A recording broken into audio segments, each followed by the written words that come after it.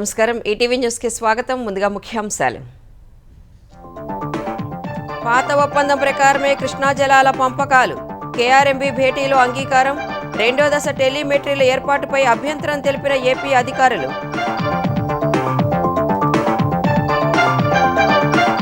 ఏపీలో పెట్టుబడులకు సముద్ర రవాణా సంస్థ మెర్సెక్ ఆసక్తి.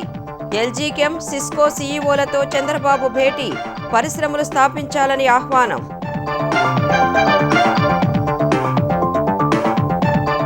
తెలంగాణలో మేఘా సంస్థ భారీ పెట్టుబడి. 15,000 కోట్లతో వివిధ ప్రాజెక్టులు నెలకొల్పేందుకు అంగీకారం. సీఎం రేవంత్ రెడ్డి సమక్షంలో దావోస్లో ఒప్పందం.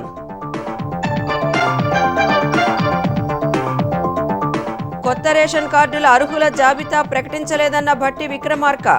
గ్రామ సభలో దరఖాస్తు చేసుకోవాలని సూచన. ఇంటిని పరిశీలించాకే కార్డులు ఇస్తామని స్పష్టీకరణ. సిఐడి మాజీ చీఫ్ సంజయ్పై క్రమశిక్షణా చర్యలకు ఏపీ ప్రభుత్వ ఉత్తర్వులు. అధికార నిధుల దుర్వినియోగంపై 30 రోజుల్లోగా వివరణ ఇవ్వాలని ఆదేశం. దిల్ రాజు నివాసాల్లో అర్ధరాత్రి వరకు సాగిన ఐటీ సోదాలు. బ్యాంకు లాకర్లను తనిఖీ చేసిన అధికారులు. పలు కీలక పత్రాలు స్వాధీనం. తుర్కియాలోని ఓ హోటల్లో భారీ అగ్ని ప్రమాదం. మంటల్లో 76 మంది మృతి. మరో 51 మందికి తీవ్ర గాయాలు. కోల్కతా వేదికగా నేడు భారత్ ఇంగ్లాండ్ తొలి టీ20 5 మ్యాచ్ల సిరీస్లో శుభారంభం చేయాలనే పట్టుదలతో సూర్యకుమార్ సేన కసరత్తు.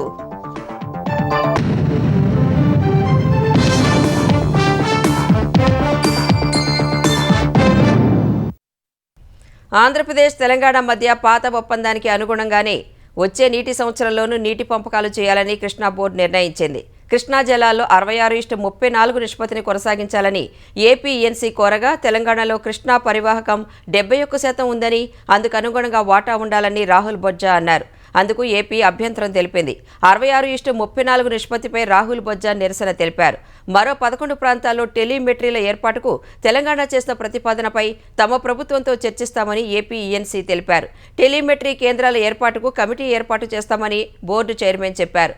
సాగర్ డ్యాం కాలువల నుంచి సిఆర్పీఎఫ్ బలగాలు ఉపసంహరించాలని తెలంగాణ కోరగా ఏపీ సానుకూలంగా స్పందించింది.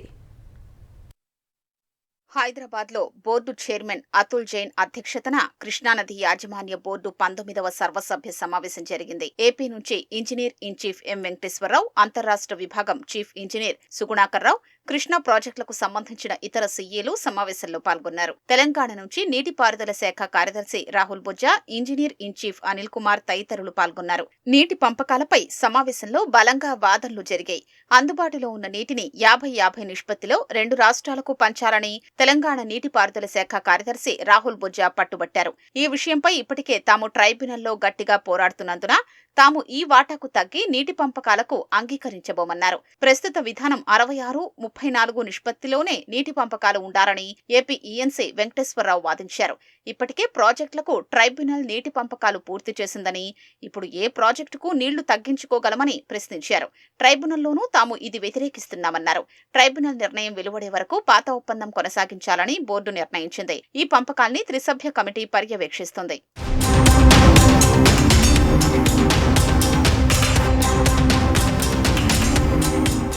ఏపీ వాడుకుంటున్న నీటిని ఇతర బేసిన్లకు మళ్లిస్తున్నందున ఆ రాష్ట్రంలో అంతర్గత అవుట్లెట్ల వద్ద నీటి మీటర్లు ఏర్పాటు చేయాలని తెలంగాణ డిమాండ్ చేసింది. బొల్లాపల్లి, హంద్రీనీవాకు నీళ్లు తీసుకునే మల్యాల, హంద్రీనీవా కాలువల పొడవునా ఇలా అనేక ప్రదేశాల్లో నీటి మీటర్ల ఏర్పాటుకు ప్రతిపాదించింది. అవసరమైతే ఏపీలో నీటి మీటర్ల ఏర్పాటుకు అవసరమైన ఖర్చు తెలంగాణ భరిస్తుందని పేర్కొన్నారు. ఇందుకు ఏపీ సమ్మతించలేదు. మా నీటిని మేము ఎక్కడైనా వాడుకుంటాం, ఆ హక్కు మాకుంది. ఇందుకు నీటి మీటర్లు ఏర్పాటు చేయాల్సిన అవసరం లేదని ఈఎన్సీ వెంకటేశ్వరరావు స్పష్టం చేశారు. తెలంగాణలో ఎక్కడైనా నీటి మీటర్లు ఏర్పాటు చేయమని కోరవచ్చని ఆ రాష్ట్ర అధికారులు అన్నారు. ఈ అంశాన్ని పరిష్కరించేందుకు 6 సభ్యులతో కమిటీ ఏర్పాటు చేసేందుకు బోర్డు చైర్మన్ అతుల్ జైన్ నిర్ణయించారు. ఈ కమిటీ ఏర్పాటును ఏపీ వ్యతిరేకించింది. కృష్ణా బోర్డు నుంచి 2, ఉభయ రాష్ట్రాల నుంచి 2 చొప్పున సభ్యులతో కమిటీ వేద్దామని, కమిటీ ఏర్పాటును వ్యతిరేకిస్తే ఎలా అని బోర్డు చైర్మన్ ప్రశ్నించారు. ఈ విషయంలో ప్రభుత్వ అభిప్రాయం తెలుసుకుంటే తప్ప తమ నిర్ణయం చెప్పలేమని ఈఎన్సీ తెలిపారు. అనుమతి లేకుండా ఏపీ చేపడుతున్న గోదావరి, బనకచర్ల అనుసంధానం, ఇతర ప్రాజెక్టుల వివరాలు అందించాలని తెలంగాణ అధికారులు అధికారులు బోర్డును కోరారు. శ్రీశైలం దిగువన భారీ గొయ్యి ఏర్పడిందని, దానికి మరమ్మతు చేయించారని తెలంగాణ ఈఎన్సీ అనిల్ కుమార్ సూచించారు. ఎలాంటి అనుమతులు లేకుండానే సుంకిశాల, కొడంగల్, నారాయణపేట, పాలమూరు, రంగారెడ్డి తదితర ప్రాజెక్టులను తెలంగాణ నిర్మిస్తోందని, వాటి డిపిఆర్లు అందించాలని ఏపీ అధికారులు కోరారు. ఆ సమయంలో జోక్యం చేసుకున్న బోర్డు చైర్మన్ నీటి కేటాయింపుల్ని త్రిసభ్య కమిటీలో నిర్ణయించుకోవచ్చని సూచించారు. శ్రీశైలం ప్రాజెక్టు మరమ్మతులపై కేంద్ర సంస్థతో అధ్యయనం చేయిస్తామని తెలిపారు. అప్పటి వరకు తాత్కాలిక మరమ్మతులు చేపడతామని చెప్పారు. నాగార్జున సాగర్ కుడివైపున సీఆర్పీఎఫ్ ను తొలగించారని, లేదా సాగర్లో రెండు వైపులా సీఆర్పీఎఫ్ బృందాల్ని ఏర్పాటు చేయాలని ఏపీ డిమాండ్ చేసింది. ప్రస్తుతం ఆ రెజిమెంట్ ను అలాగే కొనసాగిద్దామని, కొద్ది రోజులు పరిశీలించిన తర్వాత నిర్ణయం తీసుకుంటామని బోర్డు చైర్మన్ అన్నారు. విజయవాడలో 17,000 చదరపు అడుగుల విస్తీర్ణంతో వసతి చూపిస్తే కృష్ణా బోర్డు ప్రధాన కార్యాలయాన్ని విజయవాడకు తరలిస్తామని చైర్మన్ పేర్కొన్నారు. ప్రభుత్వంతో సంప్రదించి తెలియజేస్తామని ఏపీ అధికారులు పేర్కొన్నారు. మిగిలిన అంశాలు అనేకం న్యాయస్థానాల పరిధిలో ఉన్నందున పెద్ద చర్చ సాగలేదు. విద్యుదుత్పత్తి పేరుతో తెలంగాణ ప్రాజెక్టులు ఖాళీ చేస్తున్న అంశంపైన ఏపీ అభ్యంతరాలు తెలియజేసింది. దావోస్ పర్యటనలో ముఖ్యమంత్రి చంద్రబాబు బృందం పెట్టుబడులు ఒడిసిపట్టేందుకు విస్తృత ప్రయత్నాలు చేస్తోంది. విరామం లేకుండా రెండో రోజు సీఎం చంద్రబాబు పారిశ్రామికవేత్తలతో సమావేశమవుతున్నారు.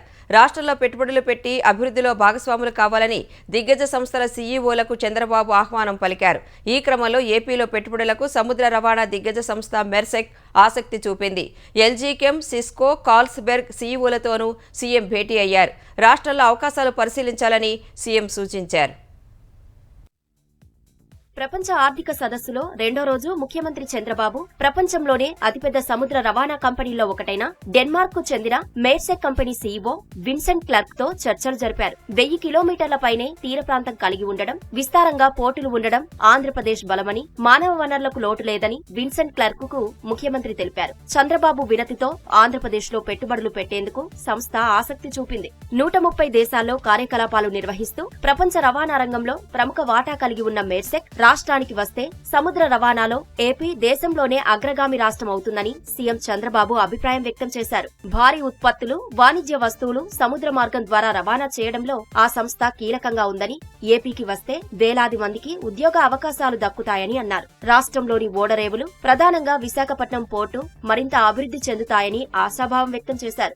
ఆసియా పసిఫిక్ మార్కెట్లకు రవాణా హబ్ గా ఏపీ మారే అవకాశం ఉంటుందన్నారు. ఏపీ ఒక గ్లోబల్ లాజిస్టిక్ హబ్ గా మారడంతో పాటు భారతదేశ ఆర్థిక వృద్ధిలో ప్రధాన పాత్ర పోషించేందుకు దోహదపడుతుందనే అభిప్రాయం వ్యక్తం చేశారు.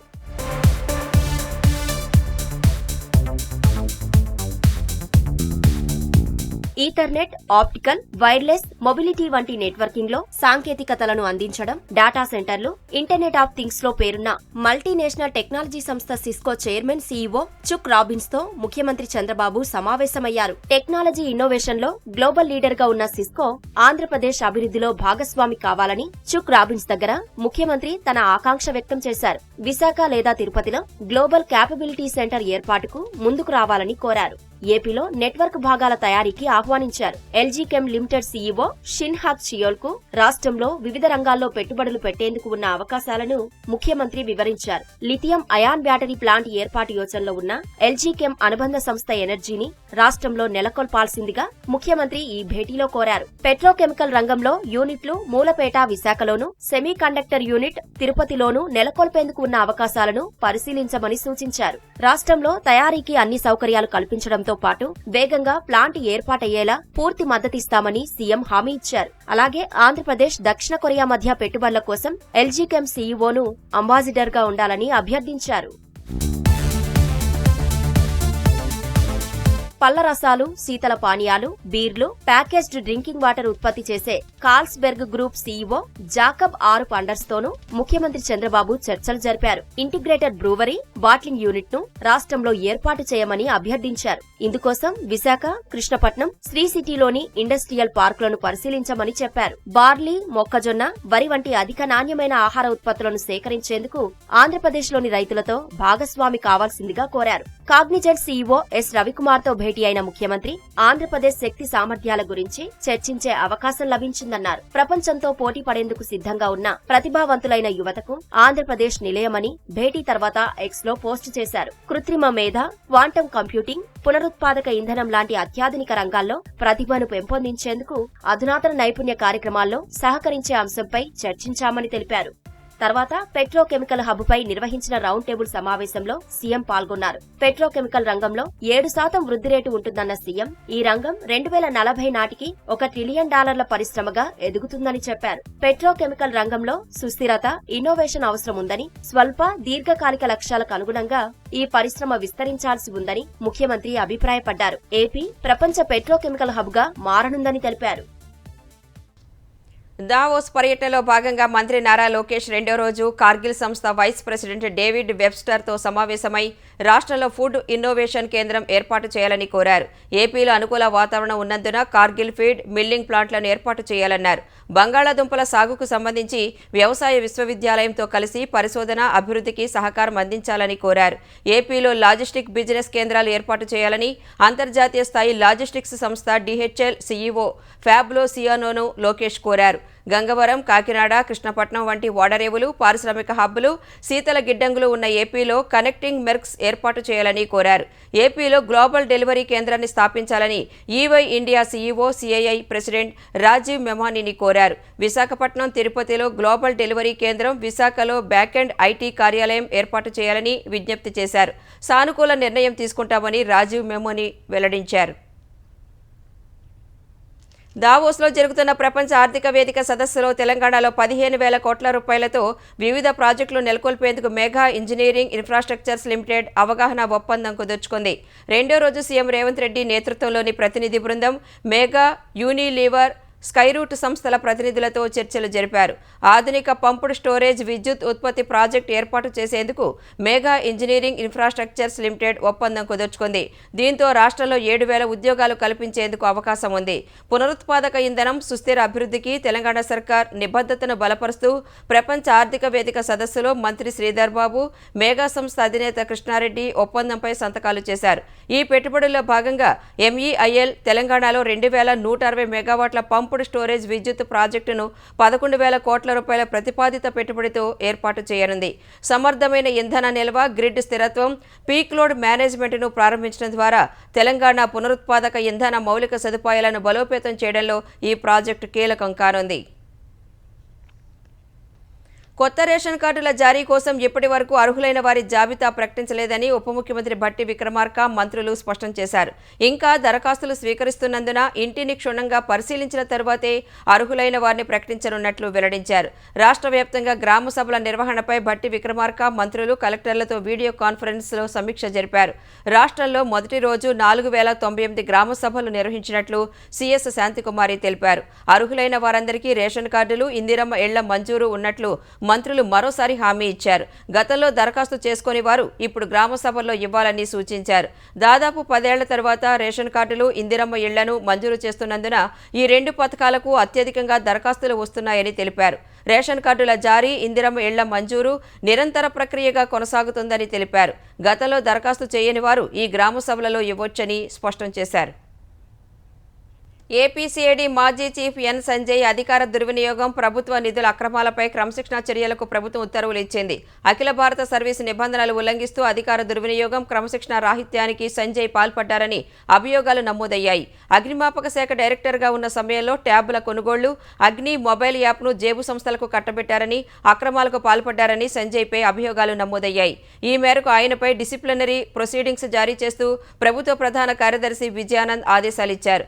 సర్వీసు నిబంధనల ఉల్లంఘన, క్రమశిక్షణ రాహిత్యం తదితర అభియోగాలపై నెల రోజుల్లోగా వివరణ ఇవ్వాలని సంజయ్ను ప్రభుత్వం ఆదేశించింది.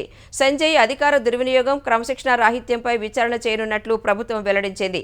విచారణ సందర్భంగా రాజకీయ ఒత్తిడి తెచ్చే ప్రయత్నం చేయొద్దని సంజయ్కు హెచ్చరిక జారీ చేసింది. నిధుల దుర్వినియోగం సహా నమోదైన వేర్వేరు అభియోగాలపై ఇప్పటికే సంజయ్ను రాష్ట్ర ప్రభుత్వం సస్పెండ్ చేసింది. వైసీపీ ప్రభుత్వ హయాంలో కాకినాడ సీపోర్ట్ సెజ్లోని 3,609 కోట్ల వాటాలు బలవంతంగా లాక్కున్న వ్యవహారం కొత్త మలుపు తిరిగింది. సిఐడి, ఈడీ ఉచ్చు బిగుస్తుండటంతో అరబిందో సంస్థ వెనక్కి తగ్గింది. యజమాని కేవీ రావు నుంచి బలవంతంగా లాక్కున్న కాకినాడ సీపోర్ట్స్ లిమిటెడ్ వాటాలు తిరిగి అప్పగించేందుకు అంగీకరించింది. దీనిపై ఇరు వర్గాల మధ్య అంగీకారం కుదిరినట్లు తెలిసింది. ఈ ప్రక్రియ కొద్ది రోజుల్లో పూర్తి కానున్నట్లు సమాచారం. వాటాల బదిలీ సమయంలో అప్పట్లో అరబిందో సంస్థ ఇచ్చిన మొత్తాన్ని వడ్డీతో కలిపి చెల్లించే ఇచ్చేందుకు కేవీ రావు అంగీకరించినట్లు తెలిసింది. సెజ్ వాటాలను ఆయన పేరిట బదలాయించే విషయమై చర్చలు ఇంకా కొలిక్కి రావాల్సి ఉంది. ఈ విషయాన్ని కూడా త్వరగా తేల్చాలని ఆయన పట్టుబడుతున్నట్లు సమాచారం. జగన్ ప్రభుత్వంలో కేసులు పెడతామని, జైలుకు పంపుతామని బెదిరించి ఒత్తిడి చేసి మరీ కేఎస్పీఎల్లోని 2,500 కోట్ల విలువైన వాటాలు 494 కోట్లకు, కాకినాడ సెజ్లోని 1,109 కోట్ల విలువైన వాటాలను 12 కోట్లకు బలవంతంగా లాక్కుని అరబిందోకు బదలాయించారని కేవీ రావు సిఐడికి గతేడాది ఫిర్యాదు చేశారు. జనసేన పార్టీని కేంద్ర ఎన్నికల సంఘం రాష్ట్రంలోని గుర్తింపు పొందిన పార్టీల జాబితాలో చేర్చింది. జనసేనకు గాజు గ్లాస్ గుర్తును రిజర్వ్ చేసింది. ఈ మేరకు కేంద్ర ఎన్నికల సంఘం జనసేన పార్టీ అధ్యక్షుడు పవన్ కళ్యాణ్కు లేఖ పంపించింది. సార్వత్రిక ఎన్నికల్లో 21 అసెంబ్లీ, 2 లోక్సభ స్థానాల్లో పోటీ చేసిన జనసేన 100% విజయం నమోదు చేసిన పార్టీగా అవతరించింది. ఈ క్రమంలో జనసేనకు గుర్తింపునిచ్చిన ఎన్నికల సంఘం గాజు గ్లాసు గుర్తును ఆ పార్టీకి రిజర్వ్ చేసింది. భారీ బడ్జెట్తో తెరకెక్కిన సినిమాలు భారీగా వసూళ్లు రాబట్టినా పన్ను చెల్లించలేదన్న భావనతో హైదరాబాద్లో ఐటీ అధికారులు మంగళవారం రాత్రి పొద్దుపోయే వరకు సోదాలు నిర్వహించారు. Telangana film development corporation chairman Venkateswara creations నిర్వాహకుడు దిల్ రాజు, మైత్రి మూవీ మేకర్స్ నిర్వాహకులు ఎర్నేని నవీన్, యలమంచిలి రవిశంకర్ ఇళ్లు, కార్యాలయాల్లో ఐటీ బృందాలు తనిఖీలు చేశాయి. ఉదయం 5 గంటలకు ఏకకాలంలో తనిఖీలను ప్రారంభించిన ఐటీ అధికారులు రాత్రి పొద్దుపోయే వరకు నిర్వహించారు. విచారణలో భాగంగా దిల్ రాజు భార్య తేజస్వినిని కారులో ఐటీ అధికారులు బ్యాంకుకు తీసుకువెళ్లి లాకర్లు తెరిపించారు. సోదాలో కీలక పత్రాలు స్వాధీనం చేసుకున్నారు. మేడ్చల్ మల్కాజిగిరి జిల్లా కొర్రెముల రెవెన్యూ పరిధిలోని ఏకశిలా నగర్లో చోటు చేసుకున్న వ్యవహారంపై బీజేపీ ఎంపీ ఈటెల రాజేందర్, అతని అనుచరులపై పోచారం ఐటీ కారిడార్ పోలీస్ స్టేషన్లో కేసు నమోదైంది. నారపల్లికి చెందిన గేర ఉపేందర్, ఎంపీ ఈటెల రాజేందర్ అనుచరులు ఏనుగు సుదర్శన్ రెడ్డి, బస్వరాజు, శివారెడ్డి, జుబైర్ అక్రమ్, శ్రీనివాస్తో పాటు 20 మంది తమపై దాడి చేశారని ఫిర్యాదు చేశాడు. ఈ ఘటనలో తోటి ఉద్యోగి మహమ్మద్ రఫీక్ తీవ్ర గాయాలు కావడంతో గాంధీ ఆసుపత్రిలో చికిత్స పొందుతున్నట్లు తెలిపారు. తాము స్థిరాస్తి దళారులం కాదని, శ్రీహర్ష కన్స్ట్రక్షన్స్లో 5 ఏళ్లుగా సెక్యూరిటీ గార్డుగా పనిచేస్తున్నామని ఉపేందర్ ఫిర్యాదులో పేర్కొన్నారు. ఉపేందర్ ఫిర్యాదు మేరకు బిఎన్ఎస్ యాక్ట్ ప్రకారం కేసు నమోదు చేశామని పోలీసులు పేర్కొన్నారు. హైదరాబాద్లో కిడ్నీ రాకెట్ కలకలం రేపింది. సరూర్ నగర్లోని అలకనంద ప్రైవేట్ ఆసుపత్రిలో కిడ్నీ మార్పిడిలు జరుగుతున్నట్లు పోలీసులకు ఫిర్యాదు రావడంతో వైద్య ఆరోగ్య శాఖ అధికారులతో కలిసి గుట్టు రట్టు చేశారు. ఆసుపత్రిలో 4గురికి కిడ్నీ మార్పిడి శస్త్రచికిత్స జరిగినట్లు పోలీసులు గుర్తించారు. వారిలో 2 దాతలు, 2 గ్రహీతలుగా పోలీసులు భావిస్తున్నప్పటికీ వారు మాత్రం కిడ్నీలో రాళ్లు తీసుకోవడానికి వచ్చినట్లు తెలిపారు. వారు కర్ణాటక, తమిళనాడు రాష్ట్రాలకు చెందిన వారిగా గుర్తించిన పోలీసులు కిడ్నీ మార్పిడి జరిగిందా అనే విషయాన్ని శాస్త్రీయంగా నిర్ధారించేందుకు గాంధీ ఆసుపత్రికి తరలించారు. అలకనంద ఆసుపత్రిని సీజ్ చేయడంతో పాటు ఆసుపత్రి ఇన్ఛార్జి సహా మరికొందరిని అదుపులోకి తీసుకుని ప్రశ్నిస్తున్నట్లు సమాచారం.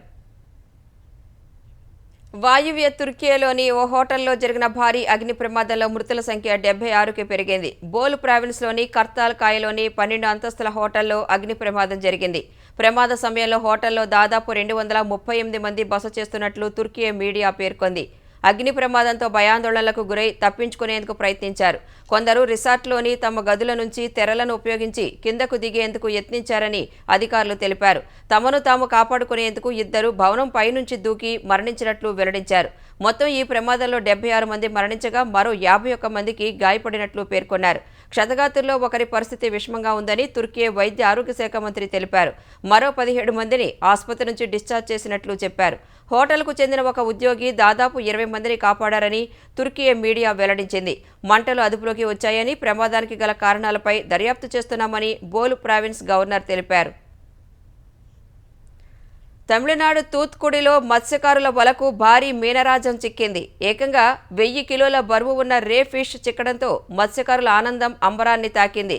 పెరియాతలై తీరంలో జోసెఫ్తో పాటు మరో 4 చేపలు పడుతుండగా టన్ను బరువున్న రే ఫిష్ వారి వలలో పడింది. వలను అతి కష్టం మీద ఒడ్డుకు తెచ్చి చూసి జాలర్లు షాక్ అయ్యారు. అనంతరం ఆ భారీ చేపను క్రేన్ సాయంతో కార్గో వాహనంలో ఎక్కించారు. స్థానికులు ఆ చేపతో ఫోటోలు తీసుకునేందుకు ఆసక్తి చూపించారు. ఆ మత్స్యాన్ని వేలం వేయగా 56,000 రూపాయల ధర పలికింది.